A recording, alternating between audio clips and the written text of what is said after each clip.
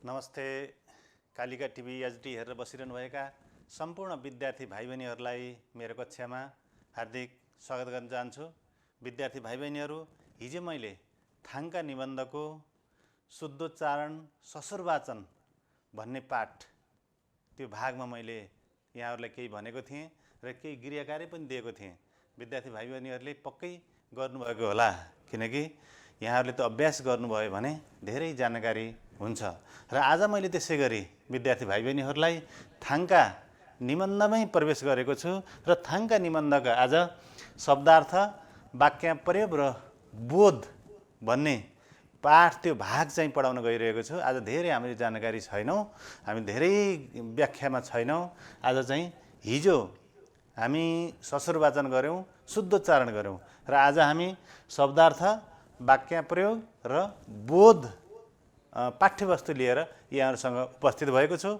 यहाँहरूले आफ्नो किताब, कपी, कलम लिएर बस्नुहोला र यहाँ मैले वाक्य बनाउन भनेपछि लेख्ने पनि प्रयास गर्नुहोला, अथवा वाक्य उच्चारण यहाँ शब्द दिएपछि वाक्य पनि आफ्नो मनमा नै वाक्य पनि बनाउनु होला, सम्भव भए लेख्नु पनि होला भन्ने आग्रह गर्न चाहन्छु।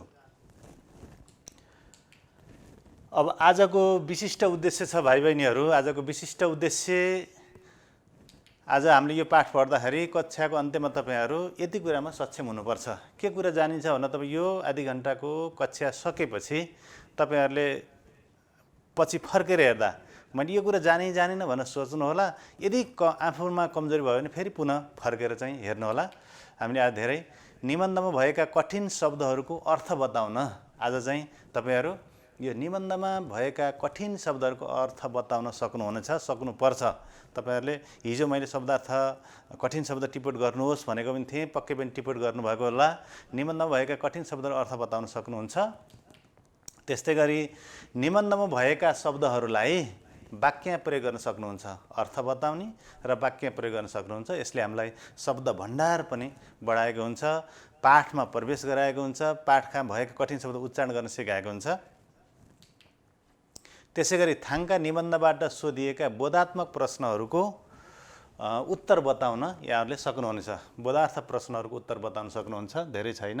निबन्धमा भएका कठिन शब्दहरूको अर्थ बताउन, त्यसपछि निबन्ध भएका शब्दहरूलाई वाक्य प्रयोग गर्न र थाङका निबन्धबाट सोधिएका बोधात्मक प्रश्नहरूको उत्तर बताउन, यति चाहिँ तपाईँहरूले सक्नुहुन्छ। हिजो मैले थाङका निबन्ध पढ्नुहोस् भनेको थिएँ, त्यो हिजो धेरै अनुच्छेद ससुर वाचन गरिसकेपछि हामीलाई बोधात्मक प्रश्नहरूको उत्तर लेख्न अत्यन्त सजिलो हुन्छ। यति तीनटा कुरा: कठिन शब्दको अर्थ बताउन, निबन्धमा भएका शब्दहरूलाई वाक्य प्रयोग गर्न, त्यसपछि थाङका निबन्धबाट सोधिएका बोधात्मक प्रश्नहरू भनेको विशेष गरी एक एक वाक्यमा उत्तर आउने, पछि संक्षिप्त उत्तरात्मक प्रश्न, लामो उत्तरात्मक प्रश्न हामी चाहिँ भन्दै जानेछौँ। आज तपाईहरूले बोधात्मक प्रश्नहरूको उत्तर दिन सफल हुनुहुनेछ। थाङका निबन्ध मैले यो हिजो देखाएकै कुरो हो। थाङका निबन्ध एउटा कला संस्कृतिको संरक्षण गरेको छ। जस्तै हामीले तराईमा मिथिला चित्रकला छ, हिमालतिर थाङका छ, नेपाल कला संस्कृतिको धनी देश हो।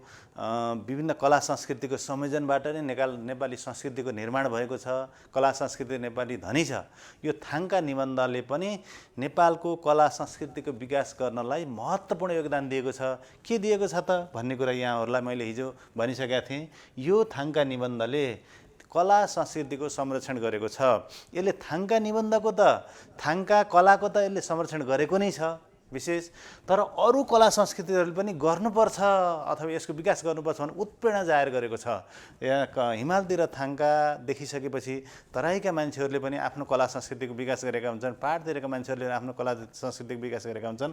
यसले थाङका निबन्धको, थाङका कलाको संरक्षण त गरेकै छ र अरू कला संस्कृतिहरूलाई पनि उत्प्रेरणा जगाउने प्रयास गरेको छ। त्यसैले हाम्रो नेपाली कला संस्कृतिको संरक्षण गर्नको लागि थाङका निबन्ध महत्त्वपूर्ण छ। त्यस्तै गरी यो थाङका निबन्ध पाठबाट थाङकाले रोजगारीको पनि व्यवस्था गरेको छ। यो कला संस्कृतिको संरक्षण गर्दा यसले रोजगारीको व्यवस्था पनि गरेको छ। मान्छेहरू थाङका निबन्धप्रति आकर्षित भएका छन्। यो उनीहरूले तयार गरेको थाङका विदेशतिर धेरै ठाउँमा माग भएको छ। मान्छेहरूले पैसा तिरेर लगेका छन् अनि स्वरोजगारको व्यवस्था पनि भएको छ। घर बसी थाङका गरेर उनीहरूले रोजगारीको व्यवस्था गरेका छन् र त्यो थाङका निबन्धबाट धेरै मान्छेहरू आय आर्जनको स्रोत बनेको छ। उनीहरूले थाङका बेच्छन्। विदेशी पर्यटकहरूको लागि पनि थाङका आकर्षणको सामग्री बनेको छ। अब विदेशबाट अथवा नेपालबाट आन्तरिक पर्यटकहरूले पनि थाङका मन पराएर त्यो थाङका आफ्नो ठाउँमा लिएर जाने, पैसा तिर्ने, त्यहाँको स्थानीयलाई रोजगारीको व्यवस्था गरिदिने, आम्दानीको स्रोत बनाइदिने कामहरू गरेका छन्। र यो अघि मैले भनेको थिएँ कला संस्कृतिको यसले प्रचार प्रसार पनि गरेको छ। नेपाल कला संस्कृतिमा अत्यन्त धनी देश हो। कला संस्कृतिको विभिन्न कला संस्कृतिको संयोजनबाट नै नेपाली संस्कृतिको निर्माण भएको छ। यो नेपाली संस्कृतिलाई नेपालका विभिन्न ठाउँ र विश्वमा पनि फैलाउनको लागि थाङका निबन्धले महत्त्वपूर्ण भूमिका खेलेको छ भन्ने कुरालाई बुझ्नुपर्छ। यसले थाङकाको विकास त गरेकै छ र अरू कला संस्कृतिलाई पनि यसले बढाउनुपर्छ भन्ने उत्प्रेरणा जाहेर गरेको छ। त्यसैले यो थाङका निबन्धले समग्र नेपाली संस्कृतिको विकास गर्नको लागि महत्त्वपूर्ण भूमिका खेलेको छ भन्ने कुरा मैले हिजो भने। यही केन्द्रीयतामा रहेर, यही विषय बुँदाहरूमा रहेर हामीले चाहिँ यो पाठको व्याख्या पनि अगाडि बढाएका हुन्छौँ। ल, अब मैले अगाडि भनेको थिएँ पाठ्यवस्तुमा तलका शब्दहरूको अर्थ लेखी वाक्यमा प्रयोग गर्नुहोस्। अब तपाईँले हिजो कठिन लागेका शब्दहरू पक्कै पनि टिप्नु भएको छ होला। त्यो टिपेका शब्दहरू यहाँ कति पर्लान् कति नपर्लान्, तर पनि प्रतिनिधिमूलक तरिकाले यहाँ शब्दहरू आएका छन्। ती शब्दहरूको अर्थ बताउने र त्यसपछि वाक्य प्रयोग गर्ने यहाँहरूले प्रयास गर्दै गर्दै जानु होला। मैले शब्द र अर्थ त्यसपछि वाक्य सँगसँगै प्रयोग गर्नेछु। यो एउटा शब्द हो थाङका। थाङकाको अर्थ तपाईँहरूले बताउनुहोस् के होला, अनुमान गर्नुहोस्। किताब पक्कै पढ्नु भएको छ, पक्कै पनि यहाँहरूले थाङका अर्थ बताउनु भएको छ। थाङका भनेको कागज वा कपडामा अङ्कित बौद्ध धर्मसँग सम्बन्धित रङ्गीन चित्र हो। यसलाई पौवा पनि भनिन्छ। अब थाङकालाई यो अर्थ बताइसकेपछि, अब यति अर्थ बताइसकेपछि हामीले वाक्य प्रयोग गर्न सक्छौँ। वाक्य भनेकै हामीले भनेका छौँ दुई वा दुईभन्दा बढी शब्दहरू मिलेर बनेको, जसबाट पूर्ण अर्थ अथवा भावपूर्ण अर्थ निस्कन सक्छ, त्यसलाई वाक्य भन्छौँ। शब्द मात्रै भएर त्यहाँ वाक्य बन्दैन, त्यसको पूर्ण अर्थ पनि निस्कन सक्नु पर्यो। र थाङकालाई अब वाक्य प्रयोग गर्दा कसरी वाक्य गर्न सकिन्छ त? नेपालमा धेरै मानिसहरू थाङका व्यवसायमा संलग्न भएका छन्। त्यहाँ थाङका त्यहाँ वाक्यमा पर्यो। यदि परिसकेपछि बल्ल यो पूर्ण वाक्य भयो। यसको हामीले अर्थ पनि जान्यौँ, त्यसपछि यसलाई वाक्य प्रयोग गर्न पनि सकियो। यसरी भाइ बहिनीहरूले यो वाक्य शब्दको अर्थ लेख्दै वाक्य प्रयोग गर्दै जानियो भने यो पाठका विषयवस्तु त हामीले राम्रोसँग बुझ्छौँ। त्यति मात्र नभएर शब्द निर्माण, त्यसपछि वाक्य निर्माणमा पनि हामीले चाहिँ धेरै सक्षम भएर लेख्न सक्ने बन्छौँ। त्यस्तै अर्को शब्द छ अथाह। अर्थ तपाईँले बताउनुहोस्, अनुमान लगाउनुहोस्। अथाह यो ज्यादै गहिरो, थाहा पाउन गाह्रो। अथाहको अर्थ ज्यादै गहिरो, थाहा पाउन गाह्रो। अब यसैलाई हामीले वाक्यमा कसरी प्रयोग गर्न सकिन्छ तपाईँहरूले अनुमान लगाउनुहोस्, त वाक्य बनाउनुहोस्। अथवा अगाडि हुनुहुन्छ भने छिटछिटो लेख्न पनि सक्नुहुन्छ। यसले तपाईँहरूको स्मरण शक्ति बढाउँछ, सोच्ने शक्ति बढाउँछ, वाक्य बनाउने शक्ति बढाउँछ, अर्थ पत्ता लगाउने क्षमताको विकास गर्छ। अब नेपालका प्राकृतिक सम्पदाहरूमा अथाह सौन्दर्य र सम्भावनाहरू छन्। नेपाल प्रकृतिको धनी देश हो। यहाँका विभिन्न प्राकृतिक सम्पदाहरू नेपालका सम्पत्ति हुन्। यहाँका प्राकृतिक सम्पदाहरूमा धेरै विकासका सम्भावनाहरू छन्, जुन चाहिँ खेर गइरहेका छन्। तिनीहरूलाई सदुपयोग गर्न सकियो भने नेपाल साँच्चै नै सुन्दर, शान्त, समृद्ध नेपाल बन्ने सम्भावना धेरै छन्। त्यसैले यी प्राकृतिक सम्पदाहरूलाई त्यसका उपभोग गरेर त्यसको चाहिँ उपयोगिता बताएर त्यसको चाहिँ महत्त्व बुझेर अगाडि बढ्न सक्नुपर्छ। यी प्राकृतिक खेर गइरहेको प्राकृतिक सम्पदाहरूलाई हामीले सदुपयोग गर्नुपर्छ। यो अथाह ज्ञान छ हाम्रो प्राकृतिक सौन्दर्य, प्राकृतिक सुन्दरतामा, प्राकृतिक सम्पदामा। त्यस्तै गरी अर्को वाक्य छ पहिचान। यसको अर्थ तपाईँहरूले बताउनुहोस्। पहिचान पक्कै पनि यहाँहरूले अनुमान लगाइसक्नुभयो। चिना जाने कुनै वस्तुको मूल्य, गुण आदिको चिनारी। पहिचान गर, बताऊ भनेर भनिन्छ नि, यसको चाहिँ चिनारी, चिनजानी हो, कुनै कुराको गुण मूल्य बताउने हो। अब यसलाई पहिचानले फेरि वाक्य प्रयोग गर्नु पर्यो। गौतम बुद्ध र सगरमाथाले हाम्रो देशको पहिचान बढाएका छन्। जुन चाहिँ गौतम बुद्ध, त्यसपछि गएर सगरमाथा, यस्तै अन्य ठाउँहरू विभिन्न छन्। तिनीहरूले नेपालको पहिचान बढाएका छन्, जुन चाहिँ विदेशमा पनि गौतम बुद्धको देश, सगरमाथाको देश भनेर चिन्ने चाहिँ नेपाललाई चिनाउने आधार बनेका छन्। यो पहिचानको वाक्य फेरि यही मैले बनाएको ठिक अरू बेठिक भन्ने होइन, यो पहिचानलाई त्यहाँ वाक्य प्रयोग गरेर धेरै वाक्यहरू यहाँहरूले बनाउन सक्नुहुन्छ। यसले मैले त एउटा उदाहरणको रूपमा पनि यहाँ यो मात्र प्रस्तुत गरेको, यो मैले बनाएको ठिक अरू बेठिक भन्ने नि होइन। त्यो पहिचानलाई राखेर तपाईँले वाक्य जुनसुकै वाक्य बनाउनुहोस्, त्यो वाक्य राम्रै हुन्छ। त्यस्तै गरी महापरिनिर्वाण, त्यो थाङ्का निबन्धमा यो शब्द छ। यो शब्दको अर्थ तपाईँहरूले हिजो ससुर वाचन गर्दा अथवा चाहिँ घरमा पढ्दा अथवा चाहिँ कठिन शब्द टिप्पणी गर्दा पनि यहाँहरूले पक्कै टिप्नु भएको छ होला। त्यो महापरिनिर्वाण भनेको के हो त भन्दा पूर्ण रूपमा प्राप्त हुने मोक्ष। महापरिनिर्वाण मोक्ष भनेको यहाँहरूले अर्थ लगाउन सक्नुहुन्छ होला, पूर्ण रूपमा प्राप्त हुने मोक्ष, महापरिनिर्वाण। अब यसलाई वाक्य प्रयोग गर्नु पर्यो। तपाईँहरूले किताबमा भएको अर्थ पनि पढ्नु भएको छ होला। अब शाक्यमुनि बुद्धका जन्मदेखि महापरिनिर्वाणसम्मका थाङ्काहरू प्रख्यात छन्। यो महापरिनिर्वाणसम्मका थाङ्काहरू शाक्यमुनि गौतम बुद्ध बाल्यकालमा कस्ता थिए, त्यसपछि गएर कसरी शिक्षा आर्जन गरे, त्यसपछि गएर कहाँ गएर ध्यान तपस्या गरे, अनि त्यो गएर चाहिँ कसरी चाहिँ शिक्षाहरूलाई आफ्नो शिष्यहरूलाई अर्धी उपदेशहरू दिए, ती कुराहरू लगायत सम्पूर्ण महापरिनिर्वाणसम्मका थाङ्काहरू प्रख्यात छन्, जुन नेपालमा मात्र होइन विदेशमा पनि प्रख्यात छन्। मैले यहाँ 4वटा शब्दहरू देखेँ, त्यो 4वटा वाक्यहरू देखेँ, धेरै वाक्यहरू छन्। अब अर्को वाक्य हेर्नुहोस्, यहाँ अनिष्ट छ। यो अनिष्टलाई यहाँहरूले भन्नुहोस्, अर्थ बताउनुहोस्। अनिष्ट हानिकारक, खराब, इच्छा गरे भन्दा उल्टो, यो अनिष्ट हो। यहाँहरूले प्रयोग गरेकै जनजीवनमा प्रयोग भएकै शब्द हो। र यसलाई हामीले वाक्य बनाउन कसरी सक्छौँ भने थाङ्का घरमा राख्नाले कुनै अनिष्ट नहुने जनविश्वास बढेको छ। यदि थाङ्का कोरेर घर राखियो भने कुनै अनिष्ट नहुने एउटा जनविश्वास भएकाले पनि मान्छेहरू विशेष गरी हिमाली अथवा बौद्ध मार्गीहरूले विशेष गरी थाङ्का कोरेर घरमा राख्छन्। उनीहरूलाई घरमा थाङ्का कोरेर राखियो भने शुभ हुन्छ, कुनै अनिष्ट हुँदैन भन्ने मान्यता रहेको छ। यही अनिष्ट शब्दलाई अन्य अरू वाक्य पनि यहाँले बनाउन सक्नुहुन्छ। अर्को शब्द छ प्रविधि। यो प्रविधि छ। प्रविधि शब्दको अर्थ के होला? वैज्ञानिक ढङ्गले काम गर्ने तरिका, प्रविधि। अब यो हामीले यो पढाएको क्लास पनि यो सूचना प्रविधिमै अगाडि बढेको छ। अब थाङ्कामा विभिन्न प्रविधिहरू प्रयोग गरेर उत्कृष्ट बनाएको हुन्छ, विभिन्न प्रविधिहरू प्रयोग गरिन्छ, विभिन्न तरिकाले त्यसलाई बनाइन्छ, त्यसो गरेपछि त्यसलाई उत्कृष्ट बनाइन्छ। अथवा यो प्रविधिलाई अन्य तरिकाले पनि व्याख्या गर्न सक्नुहुन्छ। मैले विशेष गरी पाठसँग सम्बन्धित गरेर तपाईँहरूलाई बुझ्न सजिलो हुन्छ भनेर यो वाक्य मात्रै बनाएको। यो प्रविधिलाई राखेर अरू वाक्य पनि बनाउन सक्नुहुन्छ। त्यस्तै माड। माड के होला?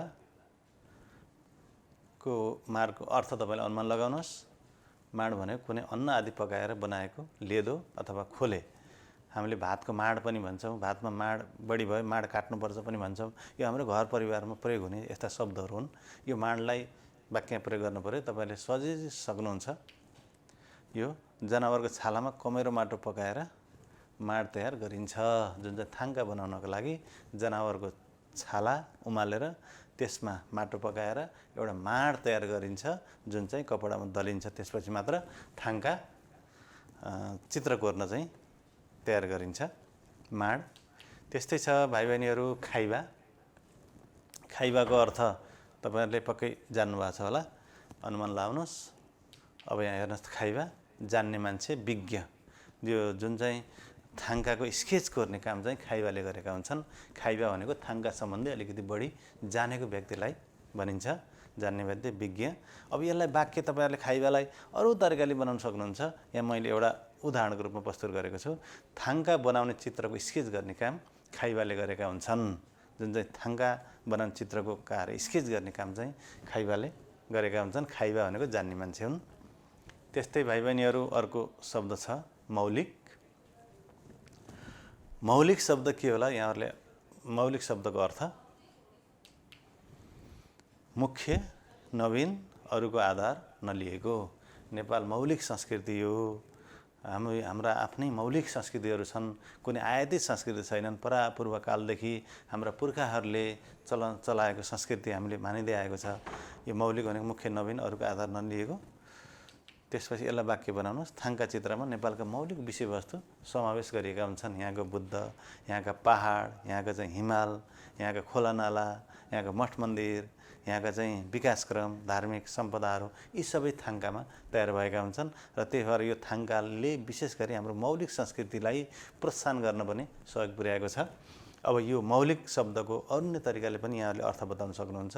जब शब्दको अर्थ लेख्न सकियो र त्यसलाई सहजै रूपमा वाक्य बनाउन सकियो भने हामीले निबन्ध लेख्न पनि हामीलाई गाह्रो छैन, लामो उत्तर लेख्न पनि गाह्रो छैन, सप्रसङ्ग व्याख्या लेख्न पनि गाह्रो छैन, यी तार्किक शिल्पहरूका उत्तर लेख्न पनि हामीलाई गाह्रो छैन। विशेष गरी शब्द र अर्थ, त्यसपछि वाक्यको महत्त्वपूर्ण भूमिका हुन्छ। त्यस्तै अरू हेर्नुहोस् भाइ बहिनीहरू। अब प्रतीक, चिन्ह, सङ्केत, चिनो, यसको अर्थ हो प्रतीकको चिन्ह, सङ्केत, चिनो। यसलाई यहाँहरूले वाक्य बनाउनुहोस्। थाङका चित्रलाई शान्तिको प्रतीकका रूपमा लिने गरिन्छ, जुन अगाडि नै भने थाङका घरमा राख्नाले अनिष्ट नहुने जनविश्वास रहेको छ, जुन पाठमा पनि छ। त्यसैले विशेष गरी बौद्ध मार्गीहरूले मात्र नभएर अन्य समुदायका मान्छेहरूले पनि अहिले थाङकालाई कोरेर घरमा राख्ने गरिन्छ। त्यसलाई एकातिर त्यसले चाहिँ अनिष्ट नहुने जनविश्वास बढाएको छ, अर्को त्यसलाई शान्तिको प्रतीकका रूपमा चित्रण गरिएको हुन्छ। त्यही भएर थाङकालाई शान्तिको प्रतीकका रूपमा लिएको हुन्छ। त्यस्तै विश्वव्यापीकरण, यो एउटा शब्द हो, यसको अर्थ बनाउनुहोस्। तपाईँहरूले मनमनै भन्नुहोस्। पक्कै पनि पढ्नु भएको छ। यसको अर्थ विश्वव्यापीकरण, संसारभरि फैलाउने प्रक्रिया। अब यसलाई वाक्य बनाउनुहोस्। अब थाङका चित्रलाई विश्वव्यापीकरण गर्न सके देशको उन्नति हुन्छ। यो थाङका विदेशीहरूको आकर्षण केन्द्र बनेको छ। यो आकर्षण केन्द्रलाई बनाउनको लागि थाङकालाई विभिन्न तरिकाले विभिन्न कला संस्कृति संयोजन गरेर त्यसलाई चित्र कोर्ने र विदेशीको माग अनुसार पठाउन सकियो भने, यो थाङकाको महत्त्व बाहिर पनि बताउन सकियो भने, यो अझ मैले सुरुमा देखाए जस्तो गरेर आम्दानीको स्रोत बढ्ने, बेरोजगारी समस्याको समाधान गर्ने। यो थाङका मात्र नभएर अन्य कला संस्कृतिलाई पनि विश्वव्यापी गर्न जरुरी छ, जसले गर्दा हाम्रो कला संस्कृतिको विकास हुन्छ, नेपालको मौलिक संस्कृतिको पहिचान हुन्छ, रोजगारीको व्यवस्था हुन्छ, देशको समृद्धि हुन्छ। त्यस्तै प्रतिस्पर्धा एउटा शब्द हो, यसको अर्थ बताउनुहोस् तपाईँहरूले। प्रतिस्पर्धा भनेको होडबाजी, उछिन्ने काम। होडबाजी, उछिन्ने काम, यति शब्द जानिसकेपछि यसलाई तपाईँहरूले आफ्नो आफ्नो वाक्य अनुमान लगाउनुहोस्।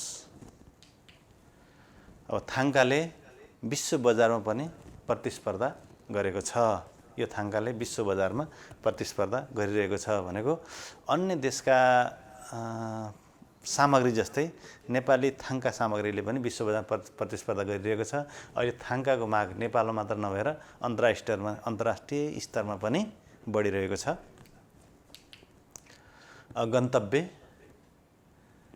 गन्तव्यको अर्थ हो जानयोग्य वा पुग्नुपर्ने ठाउँ। तपाईँले सहजै अनुमान गर्न सक्नुहुन्छ। अब यसैलाई हामीले वाक्यमा प्रयोग गरौँ। कसरी वाक्य बनाउन सकिएला?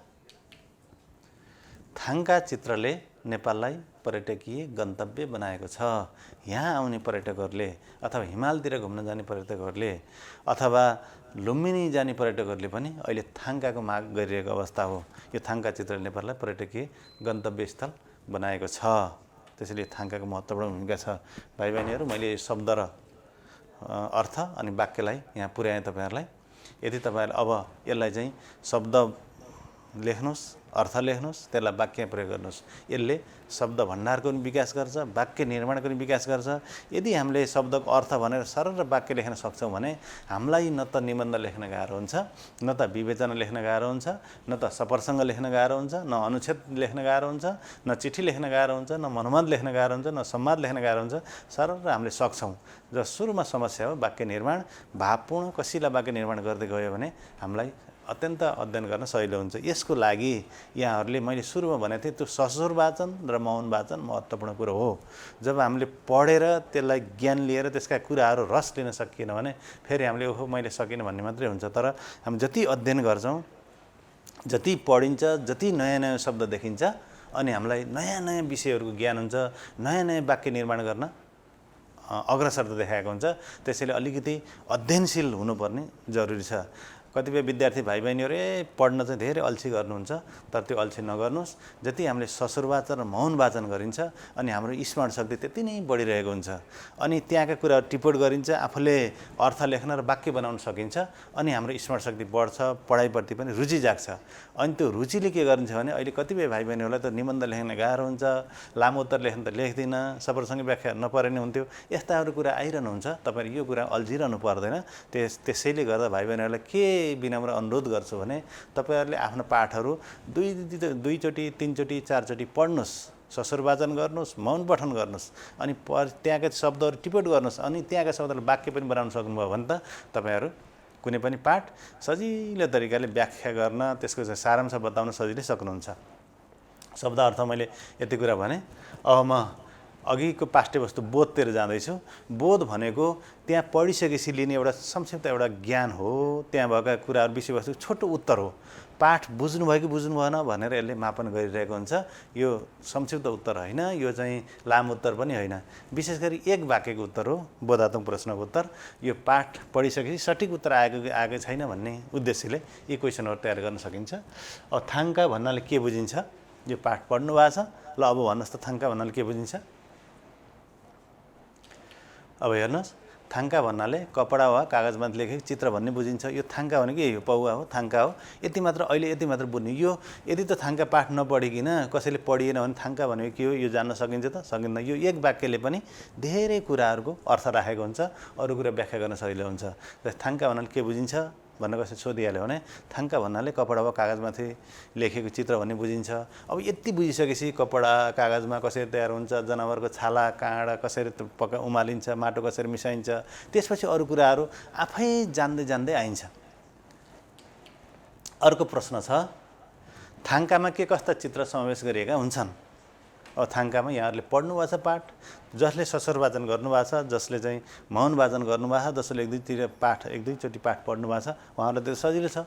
जसरी पढ्नु भएकै छैन भने यो कुरो अलिकति गाह्रो भइहाल्यो। अब थाङ्कामा के कस्ता चित्रहरू समावेश गरेका हुन्छन् हेर्नुहोस्।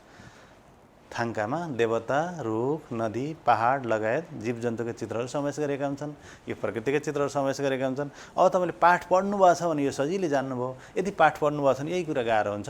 त्यसैले पाठलाई निबन्ध कथा पढ्दाखेरि ससुर वाचन गर्ने, मौन वाचन गर्ने, टिपोट गर्ने, वाक्य प्रयोग गर्ने, यति गरेपछि हामीलाई सजिलो हुन्छ।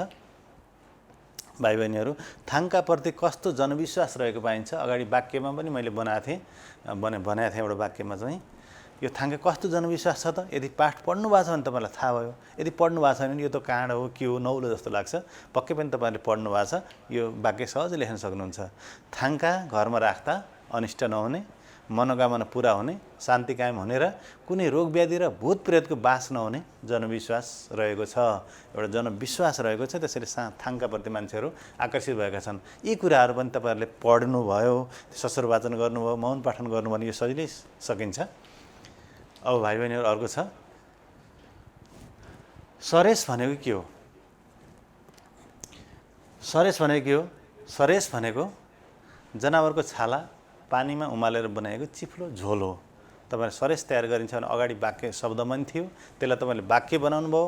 अब हामी बोध आयौँ, अब सरेस कसरी तयार गरिन्छ भनेर अब फेरि संक्षिप्त क्वेसनमा आउँदा भने यी कुराहरू सम्झेर आउनु भने त्यो शब्द, त्यो अर्थ, त्यो वाक्य, अब यो बोध सम्झिनु भयो भने त तपाईँलाई संक्षिप्त उत्तर त सजिलै जान्न सक्नुहुन्छ। त्यही भएर ध्यान दिएरै सुन्नुहोला। थाङ्का चित्रको स्केच गर्ने काम कसले गर्छन्? जुन चाहिँ थाङ्का अगाडि यो वाक्य पनि छ, अब शब्दतिर तपाईँले सम्झाउनुहोस्, त्यो शब्दलाई वाक्यतिर सम्झाउनुहोस्, अनि यहाँ बोधतिर ल्याउनु त तपाईँको सजिलै प्रवेश गर्न सकिन्छ। अब थाङ्का चित्रको स्केच गर्ने काम खाइबाले गर्छन्। त्यो खाइबा भनेको जान्ने मान्छे हो, त्यो स्केच तयार गरिन्छन्, अनि त्यसपछि अरू रङहरू संयोजन गर्ने, रङ भर्ने काम अरू मान्छेहरूले गरिरहेका हुन्छन्। अब त्यो हामीले त्यो शब्दमा पढ्यौँ, त्यसको अर्थ बतायौँ, वाक्य प्रयोग गऱ्यौँ। अब यो बोध सम्बन्धी आयौँ। अब हामी संक्षिप्त उत्तर आइसकेपछि त हामीलाई सबैले चाहिँ पाठ जानकारी लिन सकिन्छ। थाङ्काको सुरुवात कहिलेदेखि भएको मानिन्छ? यो पनि बोधको उत्तर। थाङ्काको सुरुवात 10औं शताब्दीबाट भएको मानिन्छ भन्ने छ, त्यही पाठमै छ, त्यही अनुच्छेदमै छ।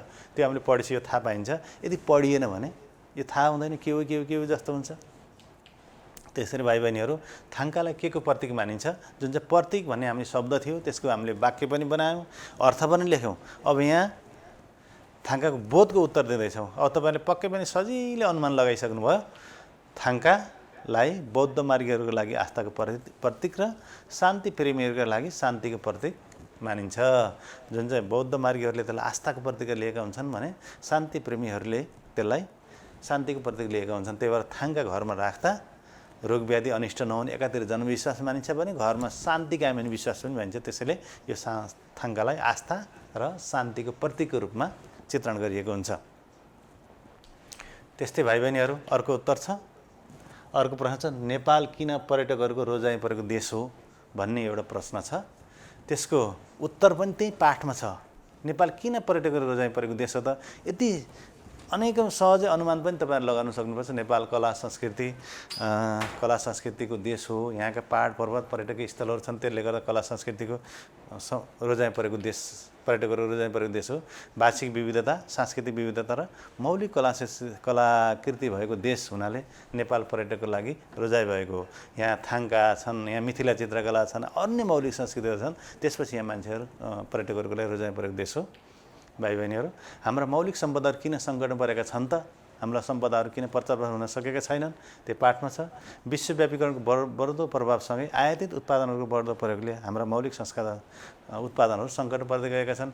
विदेशका सामानहरू धेरै आएका छन्। हामी आफ्नो मिहिनेत गरेर हामीले आफ्नो उत्पादन गर्न छोड्यौँ। त्यसले गर्दा अहिले हामीलाई चाहिँ ढिँडो रोटी भन्ने कुरो टाढा हुँदै गयो। अब पिज्जा, त्यसपछि चाउमिन भन्ने कुरो चाहिँ अब यसरी बढ्दै गयो। हाम्रा यी मौलिक संस्कृतिहरू सङ्कट परिरहेका छन्। यो मौलिक संस्कृतिहरू सङ्कट पर्नुहुन्न। मौलिक संस्कृतिको संरक्षण गर्नुपर्छ। त्यस्तै भाइ बहिनीहरू, थाङ्का हाम्रा लागि कसरी वरदान साबित हुनेछ त? यो वरदान भन्ने आधार छ, नेपालको विकास हुने आधार छन्। थाङ्काको प्रवर्धन र विकास गरेर संसारको मागलाई पुरा गर्न सकेमा हाम्रो लागि वरदान साबित हुनेछ। धेरै माग छ, त्यसलाई उत्पादन गरौँ। उत्पादन गरेपछि यसले रोजगारीको वृद्धि गरेको हुन्छ। यसले आय आर्जन बढाएको हुन्छ, आर्थिक समृद्धि गरेको हुन्छ। भाइ बहिनीहरू, यति कुरा जानियो भने अब हामी संक्षिप्त उत्तर लामो उत्तरका पाठहरू प्रश्नहरू सजिलै दिन सक्छौँ। त्यही भएर यहाँहरूले शब्दार्थ, वाक्य प्रयोग अनि त्यसै बोधका सठिक उत्तरहरू दिन सक्नुभयो भने त तपाईँहरू पाठ चाहिँ साह्रै सजिलो हुन्छ। अब म अन्तिममा आउँदैछु। त्यसपछि थाङ्का निबन्ध एउटा गृहकार्य तपाईँहरूले हिजो पनि पक्कै गर्नुभएको छ होला। थाङ्का निबन्ध पढ्नुहोस् र पेज 33 को अभ्यास 2 र पेज 34 को अभ्यास 13 को उत्तर लेख्नुहोस्। त्यहाँ बोधको पनि छ। त्यसपछि त्यहाँ वाक्य निर्माण गर्नुहोस् भन्ने छ। यदि यहाँहरूले आज्ञाकारी तरिकाले यो पाठ यदि काम गर्नुभयो भने यहाँहरूको स्मरण शक्ति पनि बढ्छ, यहाँहरूको पाठबाट लगाव बढ्छ, यहाँहरूको क्षमता बढ्छ। यहाँहरूले पक्कै पनि इमान्दारी साथ भएर लेख्नुहोला, पढ्नुहोला भन्नेमा आग्रह गर्दै अब यहाँहरूको दिन शुभ रहोस्। सबैलाई हार्दिक नमस्कार। म यो कालिका एचडीबाट सञ्चालित कक्षाबाट आजलाई बिदा हुन्छु। हस्त नमस्कार।